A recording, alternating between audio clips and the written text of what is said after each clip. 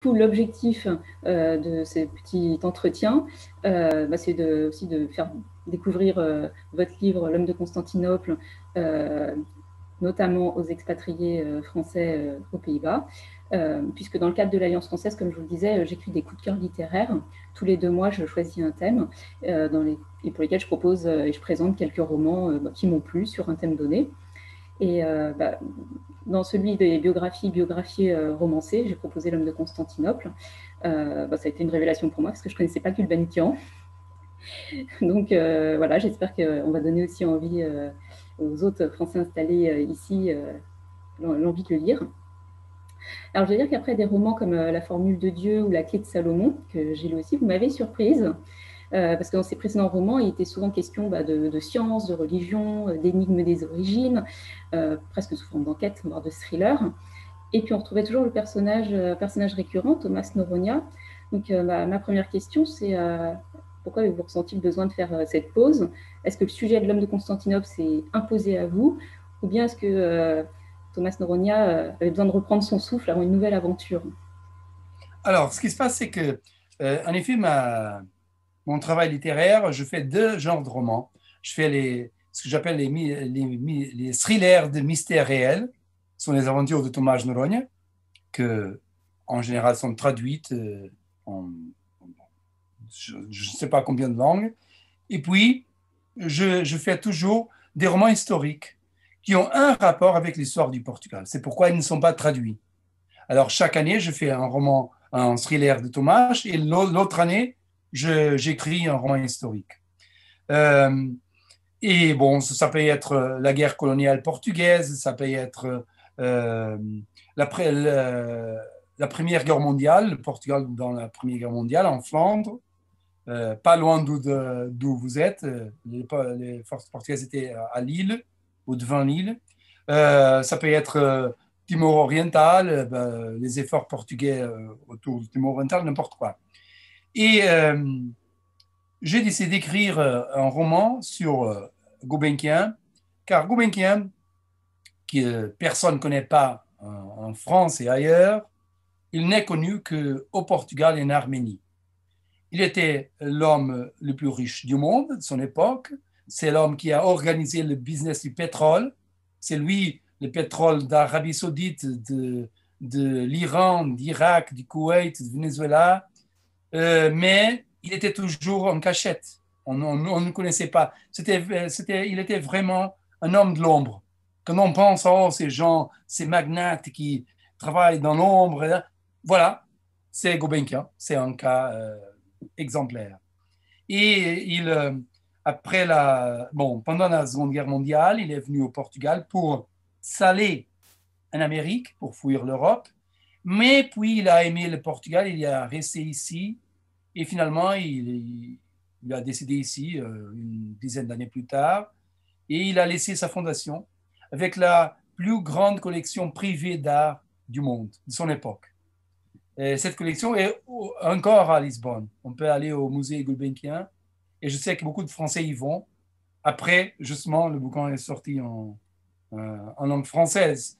Et alors, voilà, c'est cette histoire que tout le monde au Portugal connaît, Gulbenkian. En effet, beaucoup de gens je connais qui me disent « Oh, j'ai commencé à lire parce que j'étais dans mon village à l'intérieur du Portugal, à la Provence, et la Fondation Gulbenkian avait ce qu'ils appelaient les bibliothèques itinérantes. C'était un bus, une bibliothèque là-dedans, et qui allait d'un village en village, amener les bouquins, les gens lisaient, la semaine suivante, il arrivait pour prendre les bouquins. Alors, beaucoup de gens ont commencé à lire à cause de ces bibliothèques itinérantes. Aussi, la Fondation Gulbenkian, elle finançait des événements culturels. On pouvait voir, par exemple, Nureyev est venu à Lisbonne. C'est à cause de Gulbenkian. C'était pas l'État. Il n'y avait pas de l'argent. C'était là. Et ils étaient évidemment dans le business du pétrole. Alors, ça a une très grande importance au Portugal. Et tout le monde connaissait Gulbenkian, mais personne ne connaissait pas, car on ne connaissait pas sa vie, car il avait caché. Et en effet, quand j'ai écrit mon roman, la Fondation Gulbenkian ne m'a pas aidé. Beaucoup de gens imaginent, bon, non, rien. Ils n'ont pas aidé. Et c'est à cause des dernières volontés de son fondateur qui voulait cacher bon, son passé, car des gens qui deviennent riches souvent font des choses pas si belles. Et voilà le cas. Et alors, mais c'était une histoire intéressante car c'est une histoire qui est au cœur du XXe siècle. C'est l'homme qui a créé, c'est pas lui qui a créé, mais il est un des hommes qui a créé le business du pétrole. Euh, En Irlande, il y avait aussi la Royal Dutch qui était allié de Gulbenkian, en effet, et on le voit dans le roman Mhm. qui est devenu Royal Dutch Shell après. Cette alliance Royal Dutch Shell ça a été créée par Gulbenkian et je raconte dans le bouquin comment c'est passé. Les Néerlandais, le juif anglais qui était le patron de Shell, le néerlandais de Royal Dutch, et comment ils ont fait l'union avec Gulbenkian pour faire le business. Alors, c'est une histoire avec un fort rapport avec les Pays-Bas aussi. Oui. Euh, et voilà, c'est pourquoi j'ai écrit ce roman-là. Et du coup, vous le considérez plutôt comme un homme célèbre portugais ou un homme célèbre arménien? Il est bien perçu en Arménie, il est connu? Non, non, il est très connu en Arménie, mais au Portugal, on le regardait tel qu'on voit un sang. Ok. C'est un homme qui a fait des choses fabuleuses pour le pays, tout ça. En Arménie, non.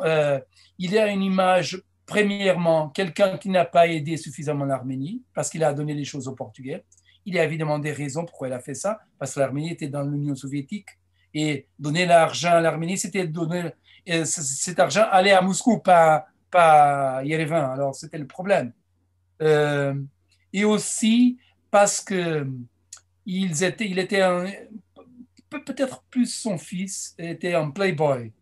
Et alors, un Arménien, apparemment, ils disent aujourd'hui, mais tu penses que je suis un Gulbenkian ou quoi? Ça veut dire que tu penses que je suis un tête vide ne veut que voyager, vivre la grande vie sans rien faire et tout ça. Alors, cette image en Arménie est plutôt celle de Gulbenkian. Et je pense que la vérité n'est pas au Portugal, elle n'est pas en Arménie. Et elle est quelque part ailleurs, je pense, Ou car c'est deux, beaucoup ouais. plus complexe que ça. D'accord. Et alors, comme je disais, il n'est plus question de science et de mystères religieux élucidés, mais presque de philosophie avec la question que se pose le narrateur tout au long du livre, avec qu'est-ce que la beauté? Alors, ce questionnement de la beauté, c'est un thème que vous souhaitiez particulièrement traiter, et Gulbenkian a été le prétexte pour le faire, ou bien c'est vraiment Gulbenkian dont vous vouliez parler, le point de départ, et qui vous a mené sur le chemin de la philosophie?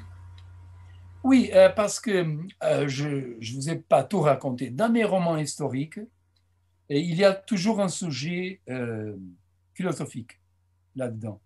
Alors, par exemple, quand j'ai écrit La fille du capitaine, c'est le roman qui se passe en Flandre pendant la Grande Guerre. Les Portugais, le Portugal avait une force, c'était le CEP, Corps expéditionnaire portugais, qui était dans les forces anglaises, dans le BEF, le British Expeditionary Force. Et ils étaient devant l'île. Et le sujet philosophique de ce roman-là, c'est le destin. Est-ce que nous sommes seigneurs de nos destins ou nous sommes comme nous sommes envolés par le vent du destin. Vous comprenez? Alors, c'est la question philosophique qu'on se pose dans ce roman-là. Dans le roman sur la guerre coloniale, le sujet, c'est la philosophie morale. Qu'est-ce que, qu'est-ce que le bien, qu'est-ce que le mal, qu'est-ce que l'éthique? Parce que le roman, et je raconte dans ce roman qui s'appelle L'Ange Blanc, c'est l'histoire de mon père. Il était médecin hein, au Mozambique et un jour, il avait un avion, il volait dans chaque village et un jour, pour amener la santé, tout ça, un jour, il est arrivé dans un village où tout le monde était mort. C'était un massacre. Et alors, on va se poser des questions sur la philosophie morale. Là. Et le roman développe cette idée, ces discussions sur qu'est-ce que être bon et le mal et l'éthique et tout ça. Et bon, chaque roman touche à un sujet quelconque de la philosophie. Et avec Gulbenkian, l'homme de Constantinople et le millionnaire à Lisbonne, puisque Gulbenkian il avait la plus grande collection privée du monde, de son époque, j'ai pensé que la philosophie esthétique ça faisait du sens, parce qu'il était évidemment un homme qui avait un business sale, moche vraiment, le pétrole, l'argent, la corruption, tout ça, mais il avait aussi envie de la beauté. En effet, si vous venez ici à Lisbonne, à la Fondation Gulbenkian, et vous voyez ces tableaux qu'il a achetés, il avait une collection extraordinaire, il y a des Rembrandt, de Renoir, de Manet, de Monet, mais vous ne trouverez pas le Picasso, et vous ne trouvez pas les Braque, car il disait non, ça c'est moche, et je ne veux que la beauté.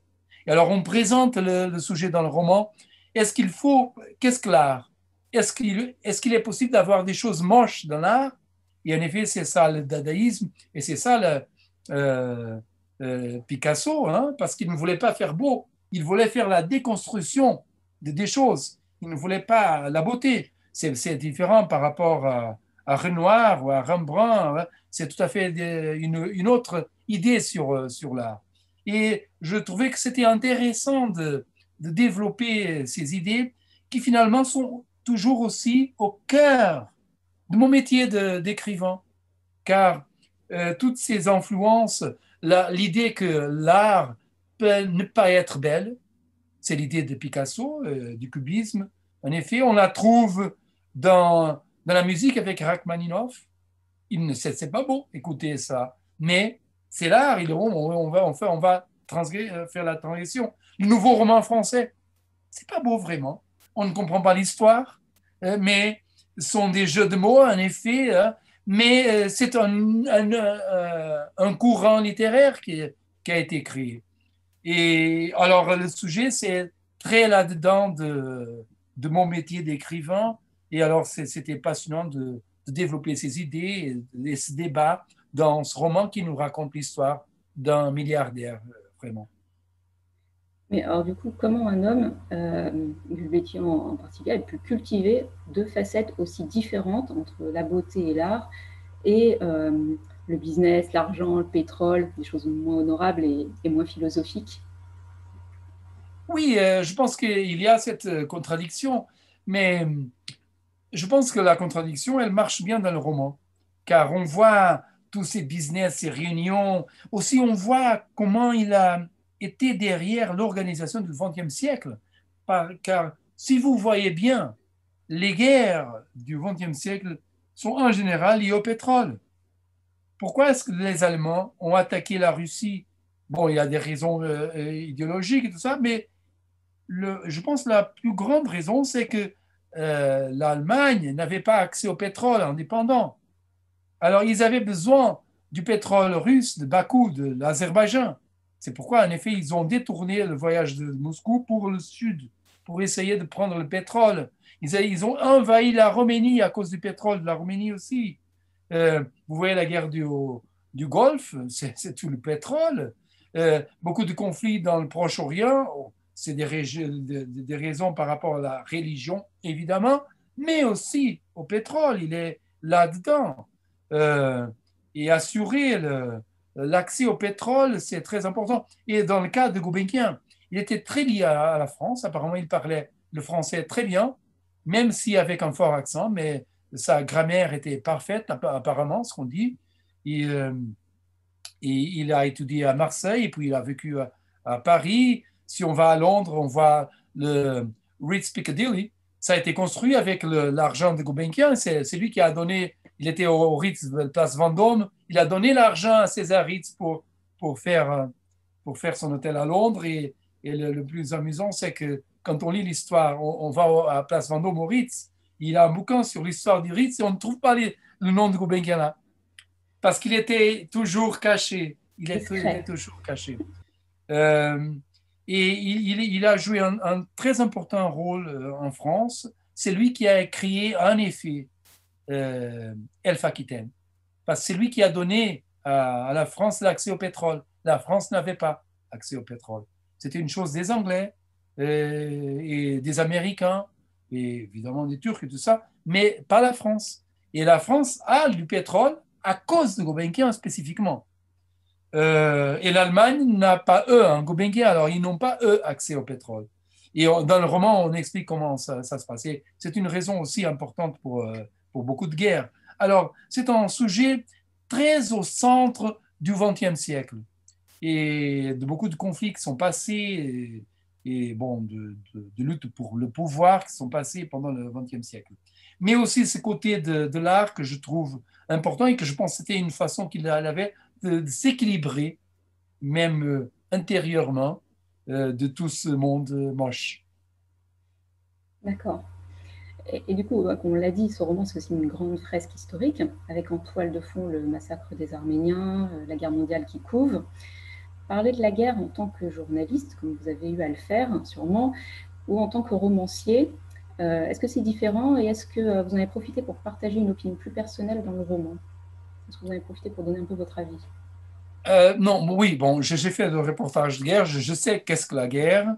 Euh, si vous lisez quand vous lisez le Millionnaire à Lisbonne, ça commence avec le génocide arménien. En effet, l'homme de Constantinople finit avec ce qui se passe dans l'Empire ottoman.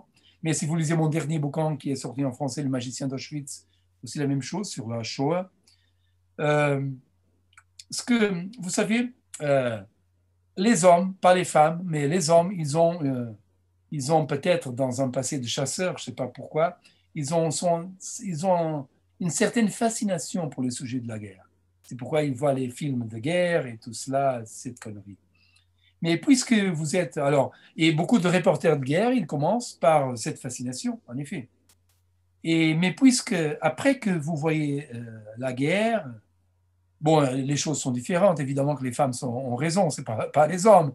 Ils ont cette vision mythique stupide. Euh, Souvent, les gens me posent la question, euh, alors, n'avez-vous pas peur? Je dis oui, mais bien sûr que j'ai peur quand j'y vais. Et en effet, quand je fais la guerre en tant que reporter, le meilleur moment, c'est quand je suis de retour et je suis vivant et mes jambes sont là, mes bras sont là, alors magnifique. Et aussi, psychologiquement, je me suis sorti. Et je comprends que si j'y reste pendant plus que 4 semaines, ça va m'affecter fortement. Alors, il faut y aller, mais il faut sortir. Mais je comprends aussi que les gens qui sont ne peuvent pas sortir. Et il faut comprendre cela. Et alors, puisque je comprends qu'est-ce que la guerre, puisque je l'ai vu, et je l'ai vu sous plusieurs fois, euh, c'est pourquoi, dans mes romans, je suis si euh, explicite dans l'exposition des choses. Quand vous lisez le génocide des Arméniens, je ne, je ne cache rien. Je montre tout. Et c'est choquant. Mais il faut le voir pour le comprendre. Vous comprenez? Et c'est ce que je fais aussi si vous lisez Le magicien d'Auschwitz. C'est aussi la même chose. Je montre tout. Je cache rien. Et c'est choquant, je comprends. Mais il faut le faire pour le comprendre. Sinon, on continue à le mythifier. Et c'est pourquoi j'ai écrit le génocide arménien de cette façon dans L'homme de Constantinople et dans Le millénaire à Lisbonne. C'est pour les gens vraiment se rendre compte qu'est-ce que ça veut dire un génocide. Ça, c'est pas seulement un mot, c'est pas seulement dire, bon, il y a des 2 millions de personnes qui ont été tuées. Non, il nous faut voir les gens être tués. Vous savez, c'est là la puissance de la fiction. Euh, je dis souvent, écoutez, on peut être en France dans les années 40 et écouter la radio. Oh, les Alliés ont débarqué à Normandie et bon, il y a des combats et tout ça, mais c'est une nouvelle à la radio. On écoute ça, bon, c'est une nouvelle. On est excité peut-être, oui, mais bon. Mais une autre chose différente, c'est voir dans une image une main qui tremble. Et l'image s'ouvre et on voit un soldat américain. Et c'est Tom Hanks. OK? Il est dans le bateau et la porte du bateau s'ouvre et ses compagnons sont immédiatement tués et il tombe sur l'eau et c'est le film de Steven Spielberg, Saving Private Ryan. Alors, et il va lutter pour arriver à la plage et il y a des gens qui meurent autour de lui et perd les jambes et il va tout ça, il a du sang sur lui. Et avec ce film-là, on est à la plage avec Tom Hanks. C'est ça ce que Steven Spielberg a fait. Il nous a amenés à la plage de la Normandie comme si nous y étions. et on voit les choses telles qu'elles étaient. Et on comprend le sujet pas seulement d'une façon rationnelle, mais aussi d'une façon émotionnelle. Et voilà la puissance de la fiction. C'est ce que j'essaie de faire. Soudain, nous ne sommes plus à Amsterdam 2021, nous sommes à Constantinople, devant le Corne d'Or en 1892, par exemple. Et Gulbenkian, il passe, il va à l'école, il va au Robert College, euh, et, et nous sommes avec lui. Et nous voyons son fils dans l'Empire ottoman, chassé par les Turcs avec la foule des Arméniens qui sont dans les routes pour la mort, vraiment. Et on voit ce qui se passe, comme si nous y étions. C'est ça ce que j'ai essayé de faire, et d'une façon très crude, euh, pour que les gens comprennent vraiment, pas seulement rationnellement, mais aussi émotionnellement. Du coup, est-ce que c'est ça qui vous a fait plutôt opter pour la biographie romancée plutôt qu'une biographie classique? Parce que j'imagine que pour écrire ce livre, vous avez amassé beaucoup de documentation. J'ai lu que vous étiez même en contact avec les descendants de Gulbenkian. Donc, vous auriez pu choisir de faire une biographie classique. Ah oui, non, bien sûr, il nous faut tout lire sur le sujet. Il faut faire une... Mais je fais cela pour tous mes romans. Il faut maîtriser le sujet d'une façon telle qu'on peut discuter avec un professeur universitaire spécialiste sur ce sujet et enseigner même des choses qu'il ne savait pas. Vous comprenez? Quand on arrive à un niveau de recherche en profondeur qui nous permet de maîtriser le sujet, là, nous sommes prêts à écrire. Alors, il faut rechercher, il faut comprendre. Si je ne comprends pas le sujet, je ne peux pas l'expliquer. Il me faut le comprendre en profondeur. Et C'est le puis, journaliste qui parle, là. Les faits, la mais moi aussi, vérité. j'étais enseignant à l'Université de Lisbonne pendant 25 ans. Alors, c'est plus que le journalisme. Le journalisme, c'est une autre chose. La recherche, ce n'est pas une recherche de journaliste, c'est une recherche d'académicien. Qu'est-ce qu'il y a de journaliste dans mes romans? Deux choses. Premièrement, j'essaie d'écrire d'une façon claire. OK? Ça veut dire, si je lis une page et je ne comprends pas qu'est-ce qu'il est écrit là, c'est pas la faute du lecteur qui est stupide, non, c'est la faute de l'auteur qui n'a pas été assez clair. Alors, écrire bien, à mon avis, c'est pas écrire compliqué, c'est écrire d'une façon claire, avec élégance évidemment, mais claire. C'est très important. Utiliser euh, euh, les paroles fondamentales de la langue. Euh, écrire d'une façon telle que un médecin, il peut lire et comprendre, mais aussi la femme du ménage, elle peut lire et comprendre. OK? C'est ça, et ça, c'est du journalisme. Parce qu'un journaliste, il essaie d'écrire d'une façon claire pour tout le monde, que tout le monde comprend. Et j'ai essayé d'amener ça pour l'écriture de mes romans. Mais aussi, euh, il y a du journalisme dans le sens que les journalistes essaient d'écrire clair, mais aussi d'une façon intéressante. OK? Qu'est-ce que je veux dire avec une façon intéressante? Je vous donne un exemple. Je vous raconte une blague et c'est pas amusant. Mais vous racontez la même blague et tout le monde va rire. Parce que mais quelle est la différence? C'est la même blague. C'est la façon dont on raconte la blague qui fait la différence. Vous avez le talent pour raconter des blagues et moi, j'ai pas. Et vous, je suis sûr, vous connaissez des gens qui ont un talent pour les blagues et des autres qui n'ont aucun talent pour les blagues, même si c'est toujours la même blague. Alors, écrire, c'est la même chose. Je peux euh, euh, raconter une histoire d'une façon intéressante ou non. Donne un exemple. Vous avez parlé de la clé de Salomon. Qu'est-ce que la clé de Salomon finalement? La clé de Salomon, c'est un roman sur la physique quantique. Non, mais je vous dis, Audrey, j'ai présenté un roman sur la physique quantique. Vous dites, oh oui, très intéressant. Hein? C'est ça. Mais non, je vais dire non. Je vous présente un roman qui nous dit qu'est-ce qui se passe quand on meurt. Et voilà. C'est la même chose. C'est la physique quantique. Mais la façon dont je Attractive. présente, c'est différent, vous comprenez? Alors, le roman, on peut écrire la façon de raconter l'histoire, comment on finit un chapitre, comment on finit une page. Il y a toujours un cliffhanger, on a toujours envie à lire plus. Qu'est-ce qui va se passer? Ça, c'est écrire d'une façon intéressante. C'est ce que j'essaie d'écrire. Alors, clair et intéressant. Et ça, c'est du journaliste. La recherche, c'est l'académicien plutôt. Et du coup, c'est aussi pour ça que vous avez opté pour la fiction plutôt que pour la biographie. Vous laissez une plus grande marge Oui, de manœuvre. bon, je suis un romancier, en effet. Alors, j'ai, mes compétences sont d'écrire la fiction, mais il faut dire une chose très importante. Et en effet, c'est beaucoup au cœur de ce roman-là, le côté philosophique, l'esthétique, tout cela. C'est le rapport entre la beauté et la vérité. Vous savez, il y a un grand débat de la littérature, surtout la littérature européenne, continentale, pas l'anglo-saxonique, mais et ça a commencé surtout en France avec le nouveau roman. C'est qu'est-ce qu'un bon roman? Il y a des gens qui disent non, c'est le style. Et je pense qu'en France, cette école du style est très forte. Et écoutez, c'est évidemment, le style est très important.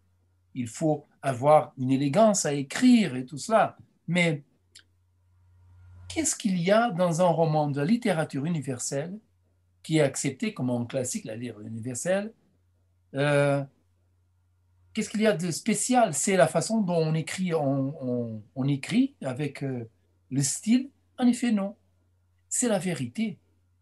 Ce qui fait un grand roman de littérature universelle, c'est toujours la vérité. Quand vous lisez, par exemple, À la recherche du temps perdu de Proust, le style est magnifique.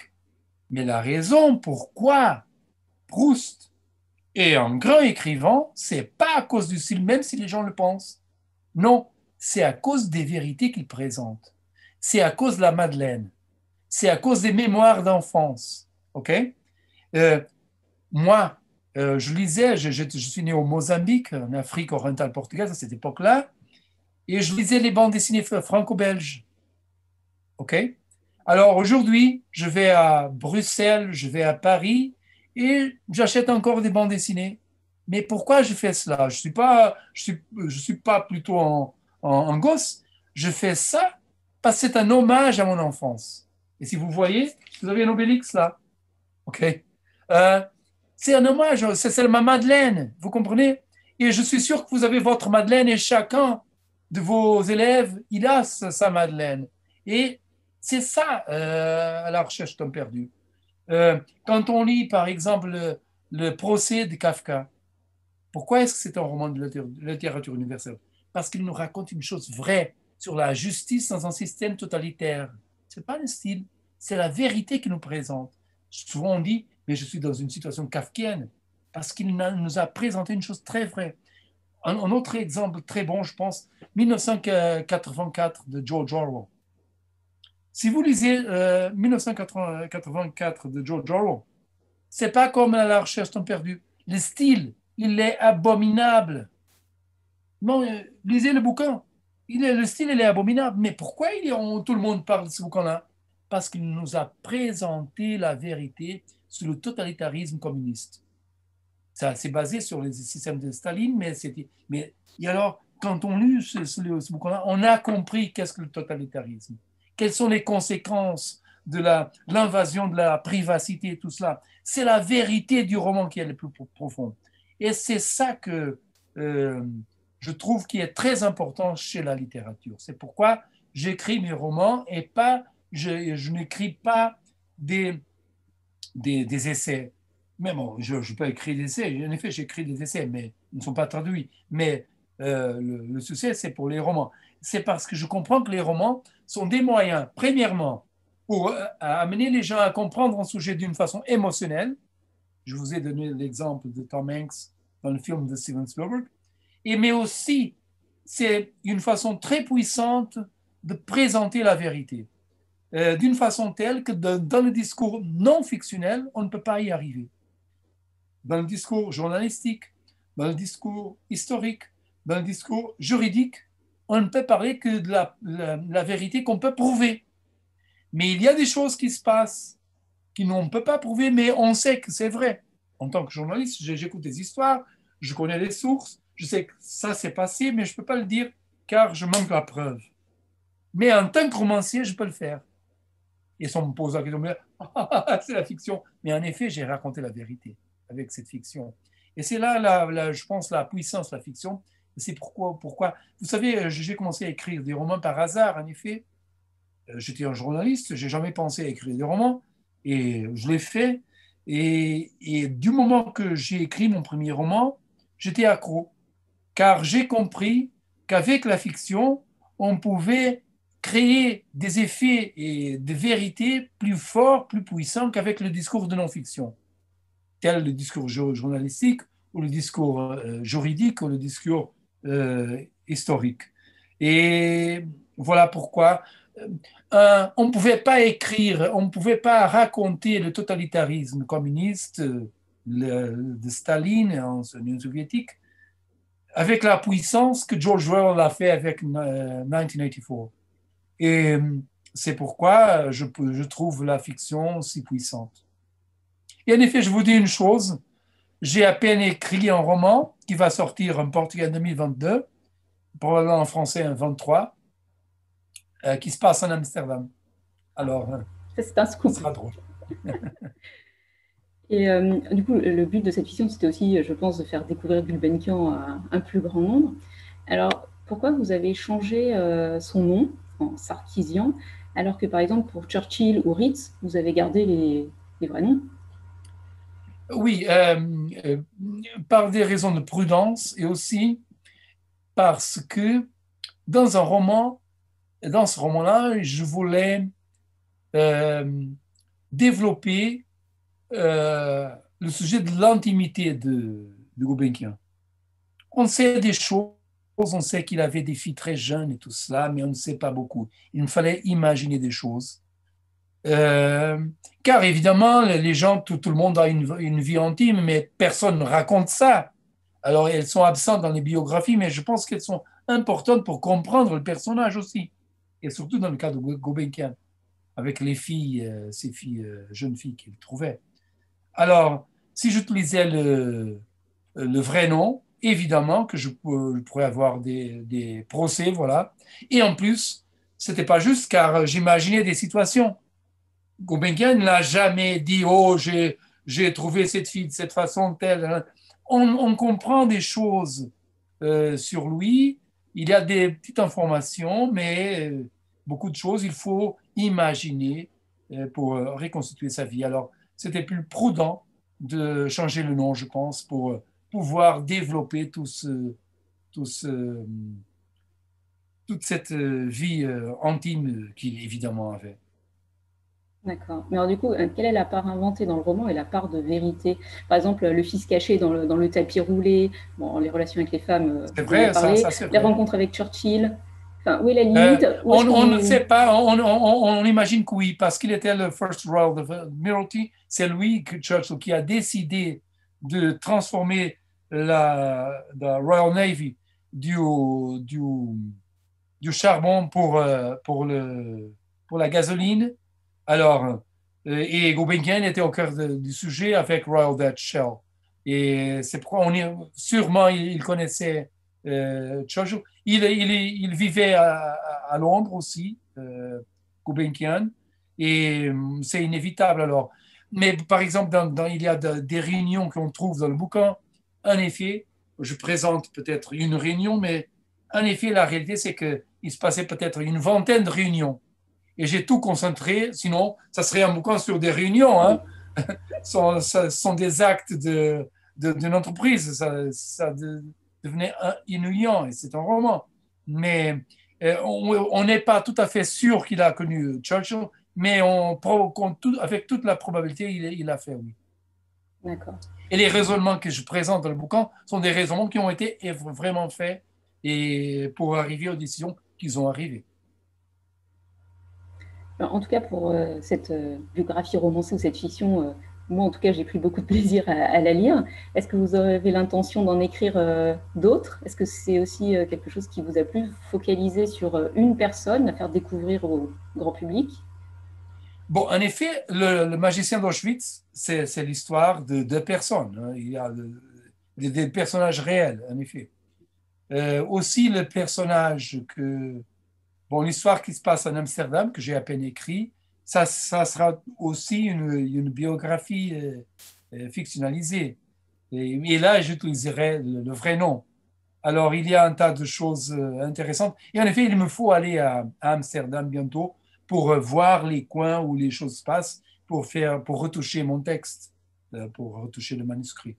Alors oui, pour répondre à votre question, oui, en effet, je suis de retour avec un roman qui est déjà sorti en français, Le Magicien d'Auschwitz, et puis avec celui qui va sortir l'année prochaine. Donc de nouveau, vous abandonnez un petit peu Thomas Noronia et la science. Donc, cette année-là, je vais publier un Thomas Noronia. En effet, je parlais hier avec mon éditeur français sur la traduction de ce roman-là. Il va sortir en octobre au Portugal et il sortira au printemps 21 en français. Et puis, alors, une année, c'est un hommage, l'autre année, c'est un roman historique. Alors, l'année dernière, j'ai publié Le Magicien en portugais. Il est déjà sorti en français cette année. Et alors, 2021, ça sera un hommage. 22, ça sera un roman historique. Alors, il y a toujours ce décalage. Pour les sujets, on va dire, plus scientifiques, plus Thomas Noronia, vous attendez à chaque fois d'avoir vraiment un sujet scientifique qui vous intéresse à creuser, ou ça part d'un fait divers ou... Non, le sujet l'enjeu avec Thomas, c'est plutôt... je parle à ce sujet de ces romans, de ces thrillers, comme des gagne-temps, dans le sens que, bon, quand vous lisez un thriller, ça nous raconte une histoire qui nous attrape peut-être, mais on n'apprend rien, vraiment. Dans les thrillers en général, c'est seulement une histoire de tension et tout cela. Et j'ai l'idée de faire des thrillers autour des mystères réels. Alors, le mystère dedans, le roman, n'est pas une chose de mon invention, c'est une chose vraie. Évidemment, si Thomas il tombe amoureux d'une fille, ça c'est la fiction, Thomas il n'existe pas. Mais quand il parle d'Einstein, ou il parle de la physique quantique, ou il parle de la biologie, ça, ce sont des découvertes avérées. Et je peux toucher n'importe à quel sujet de la connaissance. Ce n'est pas seulement la science. Si vous lisez Codex, c'est le mystère autour de Christophe Colomb. Alors, c'est un mystère historique. Et j'ai écrit un roman de Thomas qui ne sera jamais traduit en français. Il s'appelle La main du diable. Ça a été écrit pendant la grande crise des dettes souveraines en 2011-2012, car le Portugal était en grande crise. C'était pour expliquer l'économie. Pourquoi est-ce que le pays a tombé, le Portugal, la Grèce, l'Espagne, l'Irlande, ils ont tombé dans la grande crise. Alors, j'ai raconté une histoire, il y a toute une fiction. La fiction, c'est le tribunal pénal international à Den Haag, aux Pays-Bas, a déclenché un procès judiciaire contre les auteurs de la crise par crime contre l'humanité. On voit que c'est la fiction. Hein. Et puis, avec cette histoire, et Thomas, il va être embauché dans cette enquête et on va comprendre les raisons de la crise. Alors, le roman, il commence en effet en Grèce, pendant une manifestation d'anarchistes. Ils vont détruire une banque et puis on va comprendre qu'est-ce qui a vraiment s'est passé en Grèce. Et puis, on va comprendre l'Italie, on va comprendre l'Espagne, on va comprendre le Portugal. Alors, ce que je veux dire avec cette histoire, qui ne sera jamais traduite en français parce que c'est un autre temps, et c'est déjà passé, c'est pas la France, c'est que je touche à des sujets qui sont ailleurs de la science tout court. Je touche à n'importe quel sujet qui m'interpelle, que je trouve que, bon, il est intéressant. Vaticanum, c'est la corruption au Vatican. Ça, c'est une aventure de Thomas Noronia, mais c'est pas la science. Alors, ce sont des sujets de la connaissance. Avec Vaticanum, je racontais des histoires vraies. Qu'est-ce qui se passe vraiment au Vatican au sujet de la corruption? Comment le Vatican, l'Église était liée à la mafia et tout cela, avec des informations vraies. C'est intéressant avec ce roman-là, car quand je l'ai publié, il a été publié en Italie, et une critique à la presse, la journaliste disait, quand j'ai commencé à lire le livre, c'était une Italienne, journaliste.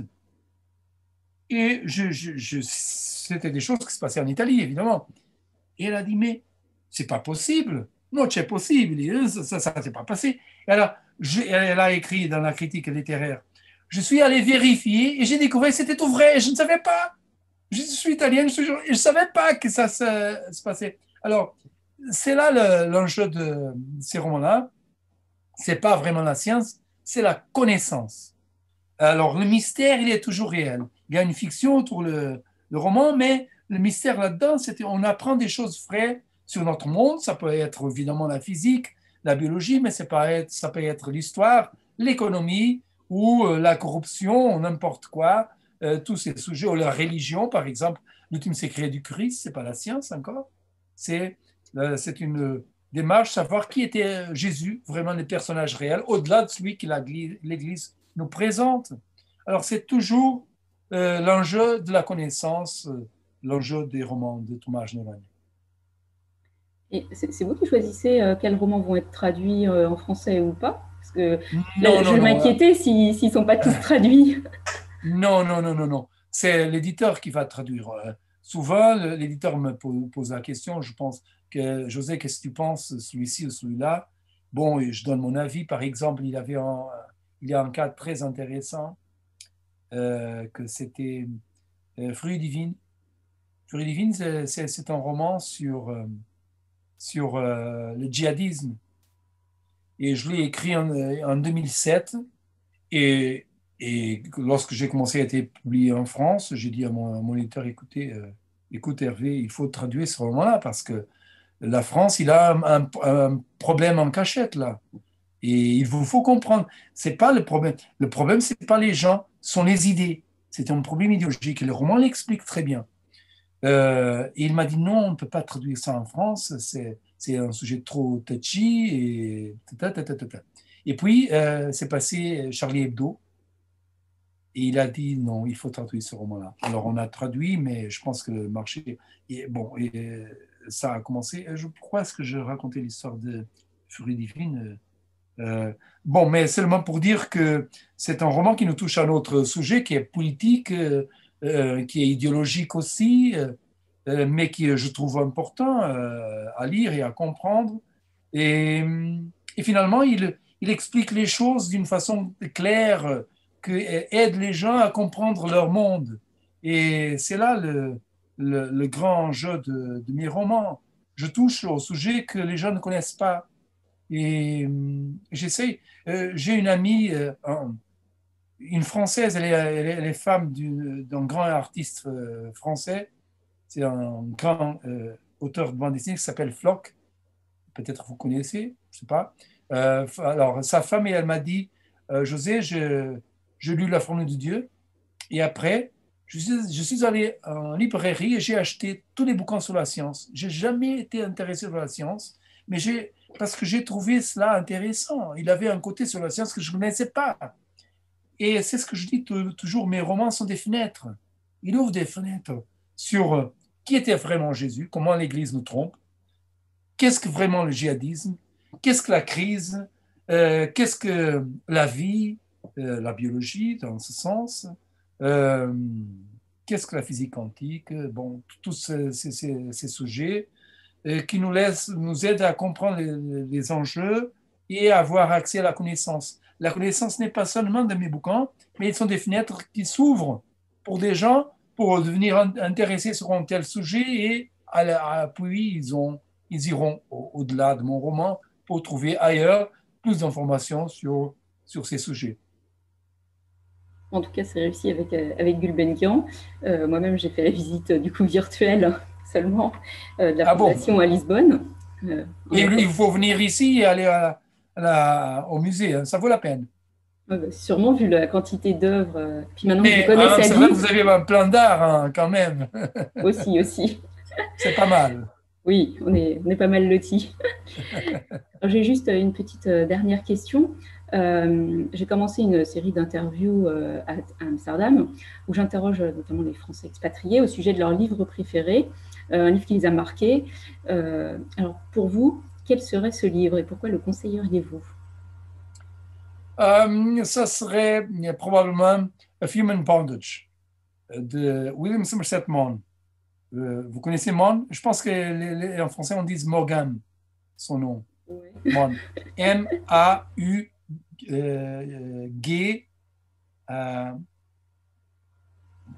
H-A-M. Maugham. Et en effet, c'était un grand, c'est l'écrivain de langue anglaise le plus lu après Charles Dickens. Alors, il a écrit A Human Bondage. C'est un roman. Il est né à Paris, Somerset Maugham, mais il était anglais. Son père était, je pense, un diplomate. Et puis, il a été éduqué en Angleterre par son oncle, car sa mère a décédé et son père aussi. Et dans ce roman, il raconte cette histoire. Et le titre, A Human Bondage, c'est basé sur un chapitre d'un auteur néerlandais, en effet néerlandais-portugais, qui était Spinoza. Spinoza, il a écrit l'éthique et un de ses chapitres, c'est de la servitude, A Human Bondage, de la servitude humaine. Et bon, il a donné ce titre à son roman. Et c'est une histoire étonnante sur vraiment la condition humaine dans ce cas d'un homme qui est obsédé par une femme, mais la femme ne l'aime pas. Elle ne fait que le manipuler et il est vraiment inutile, il est un jouet dans ses mains. Et c'est un roman, je pense, très, très, très puissant. En effet, on pense que c'est autobiographique par un tas de raisons. Il faut dire que Somerset Maugham, il était un homosexuel. Alors, probablement, il y a une histoire vraie là, et on pense qu'il a une histoire vraie, mais c'était avec un homme, c'est pas une femme. Et bon, c'est un roman étonnant, vraiment. Aussi, Somerset Maugham, il a cette qualité. Il est un auteur, il écrit d'une façon très claire. C'est pas compliqué, il raconte une histoire. Par exemple, il a un roman qui s'appelle, très connu, le fil de... C'est pas le titre en français, en anglais, c'est The Razor's Edge. C'est très connu, The Razor's Edge. Et The Razor's Edge commence avec lui qui commence à dire, en tant que narrateur, j'ai une petite histoire à vous raconter. Ça s'est passé avec un homme qui était un Américain, que il commence à, vous comprenez, il raconte d'une façon très naturelle, comme s'il est près de vous, il vous raconte une histoire, mais vous lisez. Et c'est un roman, Human Bondage, ce genre de roman qu'on veut qu'il ne finisse jamais. Un bon roman, c'est un roman qu'on veut lire et on n'arrête pas de lire. Mais un roman magnifique, c'est un roman qu'on arrête de lire pour qu'il ne finisse jamais. Alors, je veux lire seulement, j'irai lire seulement 10 pages. Sinon, je finirai bientôt. C'est ce genre de roman. On lit et c'est... Alors, il écrit d'une façon très claire, très intéressante, et il a cette qualité, il raconte une histoire qui est très superficielle, mais soudain, elle devient très profonde.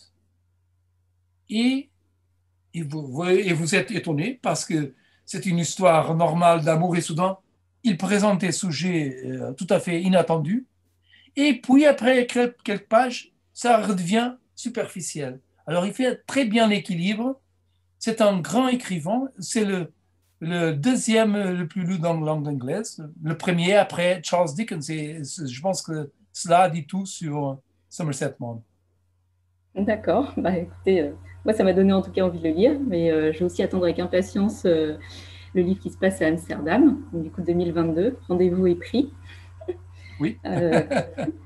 Bah, écoutez, je vous remercie beaucoup pour toutes ces réponses et ces éclaircissements. Très bien, merci à vous et bonne journée.